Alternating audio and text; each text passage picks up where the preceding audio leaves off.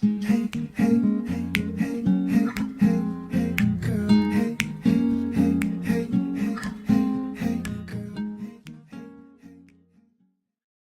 I'm Arielle. And I'm Lauren. And this is the DL Travel Channel. So we are now to our second novel. We are on Where the Red Fern Grows, which is a coming-of-age story about a little boy named Billy and his adventure with his two hounds. Very heartbreaking read. For those of you who have read it, thank you for all your warnings on social media. They were not, you did not exaggerate. Lauren and I took this novel very, very hard, but it was a really interesting read, and so we're just going to talk about some of the different things that we got out of the novel, but I'm just going to give you a little backstory. The story is about a young boy named Billy. He's the protagonist. He has two dogs, a boy dog named Old Dan and a girl dog named Little Ann, and it's just kind of about how he has this relationship with them and how they work together to hunt raccoons, because that word was making me super uncomfortable when I was reading the entire story as a Black woman. I was like, I told Lauren, I don't know if I'm going to be able to do this. Like pretty soon in the novel, you're like, I don't know, Lauren. I don't know how I feel about this. But it's about him hunting raccoons and his adventure and their relationship. So Lauren, you want to tell them what this particular video is going to be about?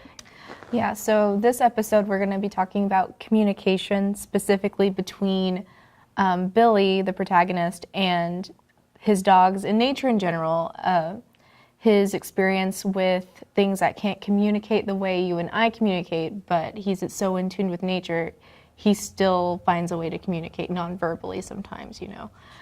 So we'll kind of dive into the communication structures, and since you and I kind of studied this in college, we'll kind of draw off of that information and kind of expand on that.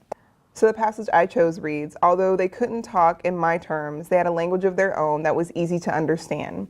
Sometimes I would see the answer in their eyes, and again it would be in the friendly wagging of their tails. Other times I could hear the answer in a low whine or feel it in the soft caress of a warm flicking tongue. In some way, they would always answer.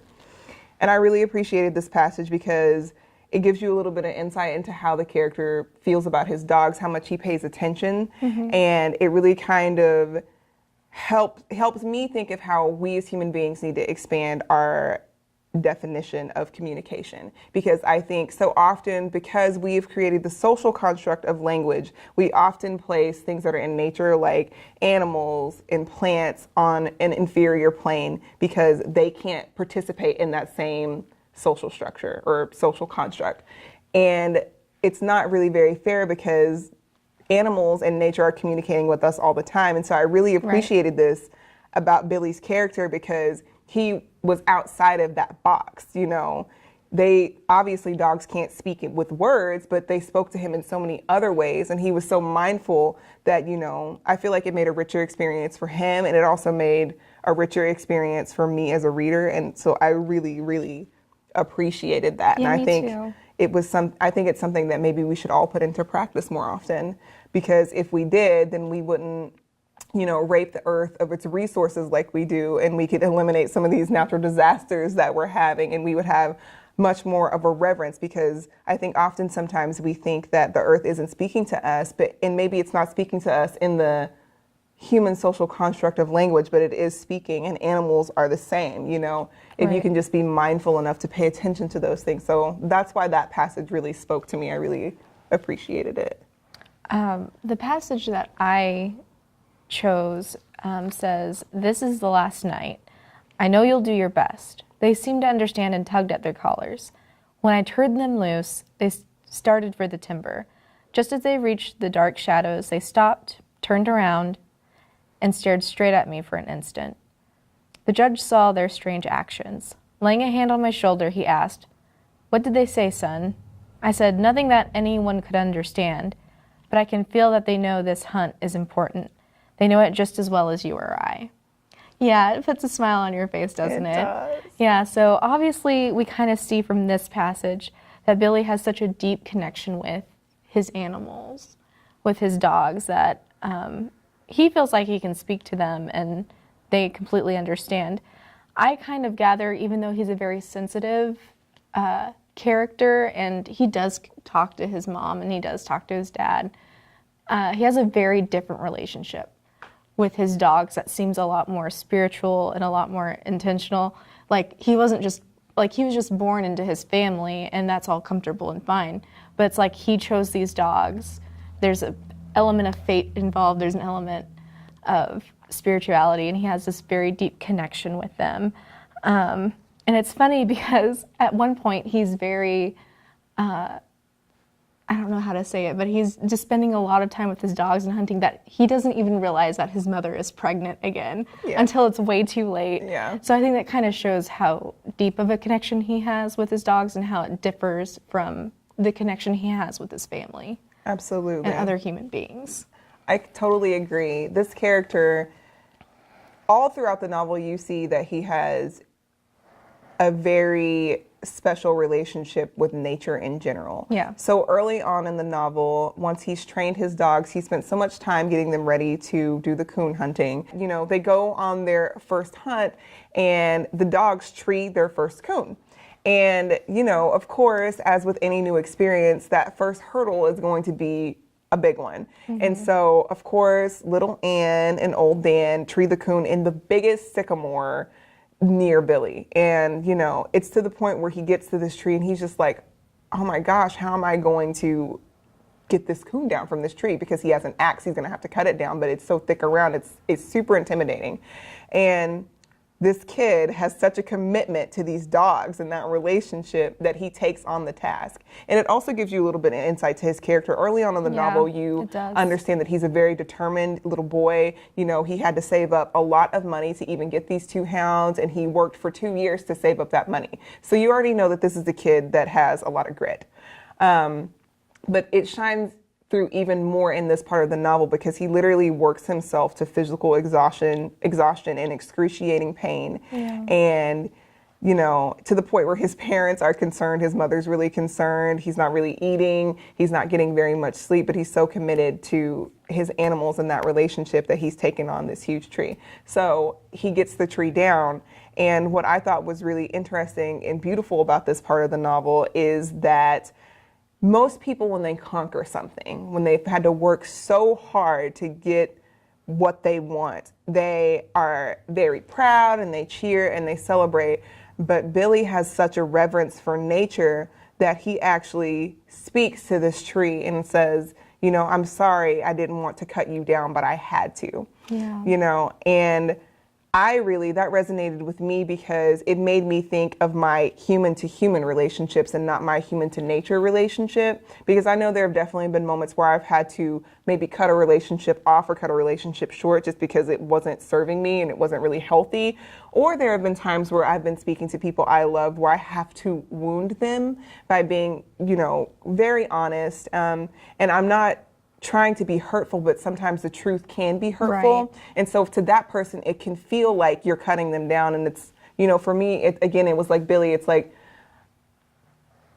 I'm sorry, I didn't want to cut you down, but I had to. So the fact that this kid was able to do that and really speak to this tree and have this such a moment of reverence and respect to be like, you know what, I understand that you're a life and that you had a purpose and all of these things, and for some reason our paths crossed and our purposes were conflicting. I'm sorry about that. I thought was really, really special. Yeah. And it really spoke to me very deeply. And I feel like we as human beings can do a little bit more of reverencing nature. We can do a little bit better at taking care of the planet. We can do a little bit better at, you know, taking care of animals. We exploit these things in so many different ways. And I often feel like sometimes it's because we have language and because we feel like they're not speaking to us that we feel that we can do these things. But it's just that, you know, the earth is not speaking to us with words. It may speak to us with hurricanes or, you know, tsunamis. Or the earthquakes in Oklahoma because of the fracking. Yeah. So it's not like the earth isn't speaking. It is saying like, hey, this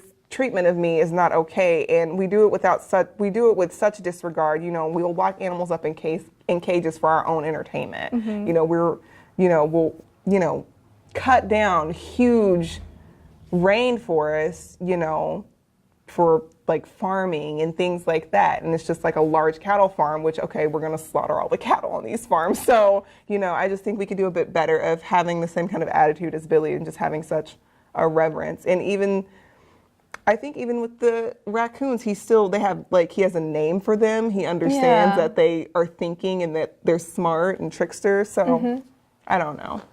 Yeah, I think especially if you're city folk like you and I, it's easy to be in an artificial place and forget about nature. And so I think like you and I have to be very intentional about that. Like when we go sit out on our porches and like, you know, take in the scent of the air and, you know, notice the flowers that are in bloom right now that it's spring. And that's why you and I are going to go camping. Oh boy. And just, you know, just like Billy, you know, he stays out all night in the woods. I figure since a 13-year-old, you know, back in the day could do that, you and I can handle that. I'm just like, it's fiction though. We'll be okay, but maybe we can get back in touch with nature and have a better understanding and reverence for her. I completely agree. You know what's interesting about Billy's character? What? Is that he feels so much more comfortable in those settings than he does around people. Yeah, or the city. Yeah. Like when he gets to a town, Tahlequah, which Lauren and I have both been to because obviously this book is set in Oklahoma and this is where we're from, he is like terrified. And it's just really interesting because this is a kid who's like in the wilderness with like mountain lions and wildlife. And he's not afraid. And he's not afraid, but when he gets to the town so he has to interact with beings like him, the same species, this is when he has caution. And in some ways, I can really understand that. Definitely. Having social anxiety and like not knowing how I'm supposed to speak or talk to these people that you're not familiar with. Yeah, definitely. Yeah. I feel for Billy. But Lauren and I are going to get into that in a later video when we talk about some of our own coming of age moments. So that'll be interesting. I really hope that you took a lot away from this video. And if there was something that I want you to take away, is that maybe rethink your relationship with things that are not like you. We kind of touched on this in the last novel, and that was with people, that was human-to-human relationships. Rethink how you interact with other people who are different from you. Now let's take that a step further and rethink how you treat this thing that is not a dead thing. Right. Now, I know Pocahontas is not like accurate. Oh no. Or appropriate on so many levels, but I really, really like the lyrics that the earth is not just a dead thing that you can claim, and that every rock and tree and creature has a life, has a spirit, has a name. I'm also a Disney dork, but I'm just saying, like, the overall message, I think, is just they're living things, and just because they can't speak the same way you do, that doesn't mean that they're not speaking. And it's always really good to listen and open your heart and receive and also give back. So that's my thing. What about you? Well, what's funny about this topic is I was looking at you whenever we were first doing this. Like, how are we going to talk about communication? Like, this is going to be weird. So I'm still kind of thinking about what that could be. Like, what we should get out of it. Let me think. I don't know. I really don't have anything to say as far as communication. I feel like you've said it all. Okay. Okay.